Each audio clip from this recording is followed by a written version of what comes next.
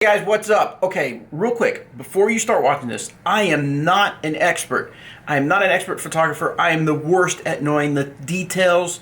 I'm still learning the aperture, shutter, and all that stuff. I do photography in my job, which, make fun of me if you want, but I mostly do video, which I think I'm pretty good at. But I have a job in social media and able to create content. And one of the things I like to do is do photography. Some things have happened in my life that allow me to have a lot more free time. So I'm going to take advantage of that and learn how to become a better photographer. I mean, you're supposed to try to get better at everything you do anyway. So with that being said, here are some things that I learned when I went out and tried to do some long exposure shots. If you follow me anywhere on YouTube or Facebook, well, more Facebook, but I got a new camera. It's really loud. I'm by a stream or a river or whatever this is here in Emporia. Where's the camera? There it is. Hi camera. I hate when we're watching videos and people are looking at themselves. They need to be looking at the camera. Pro tip. Anyway, so I got the Sony A7iii. I have a Sony A9 that I use for work for dynamic discs. I bought an A7iii for me because I want to do my own personal projects. I want to explore some photography. I do photography for my job, but I feel like I have an eye for photography, but I really want to get better because, you can always improve on everything you do, so I really want to get really good. So anyway, I bought myself a camera, A7iii from Sony, because I really like the A9 that I have for work. Anyway, I wanted something that I could take with me anytime I wanted to, anywhere I wanted to. So I was looking up different things about the settings and stuff like that, and I came across a video on YouTube talking about long exposure. And that's when you get like water that's moving. It has kind of a real creamy, smooth look to it. So I wanted to practice that. So I came out here to the only real running water that we have out here in Emporia, and I'm doing some different things with different times as far as the exposure. And what that is the shutter speed. And I can only go to about 1 second, because at 2 seconds, I can only go to an aperture of f/22, and it's just really bright. And it did say in the videos that you really needed an ND filter, a neutral density filter.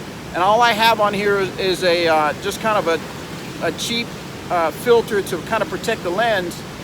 But now I know why you need a neutral density filter, and I'm definitely going to buy one of those variable ones that allow you to change the stop of it. I believe it's called stop, kind of go down a stop or up a stop or stop somewhere. Anyway, I'm learning. I'm not schooled on photography. It was all self-taught and all just what worked and what didn't. But as far as the mechanics and the naming and stuff like that, I didn't know. Anyway, I'm learning. But we can take a look at a few of the images that I was able to capture, practicing different angles and stuff like that.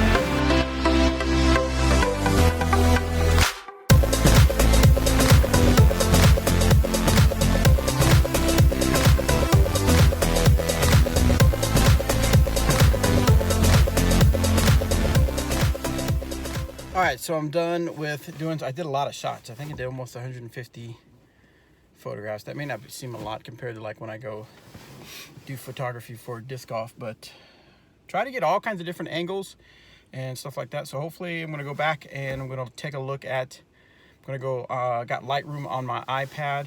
So I'm going to go take a look at some of the photos, see how they turned out. For sure, I learned I need a neutral density filter, like I said before, because you've got everything so slow and so wide open.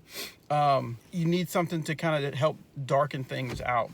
Again, I'm not a professional, so I don't know all the technical terms for it, but it's very bright because of the settings you need for the long exposure, and or at least the settings that I followed on YouTube. I need a neutral density filter for sure. The other thing I learned was when you buy a new camera, you need more SD cards, because I'm using my iPhone to film when I should be using my Sony RX100 to film, but I only have one SD card, and my new camera has 2 SD card slots.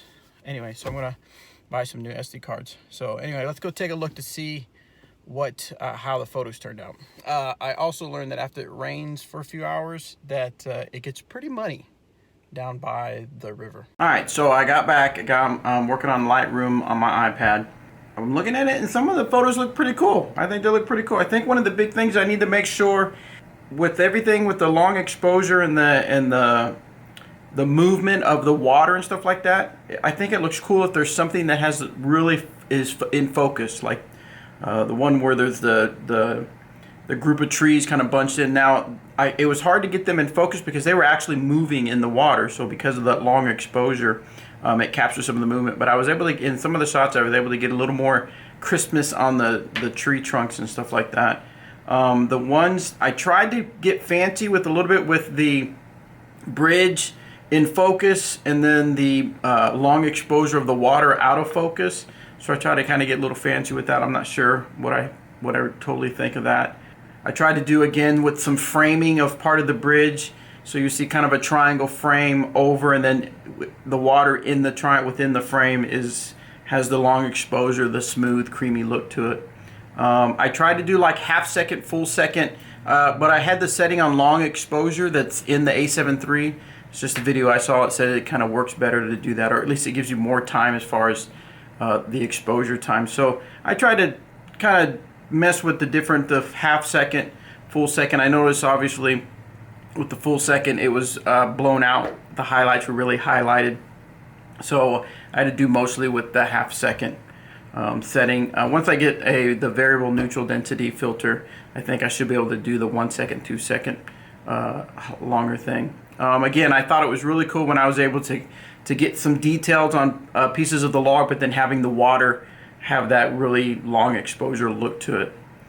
So for the most part, I'm glad I went out and practiced and experimented with this. I really would like to, if I'm ever in a place where there's some waterfalls, I'm definitely want to get some long exposure shots to see what I can capture and get better at doing this.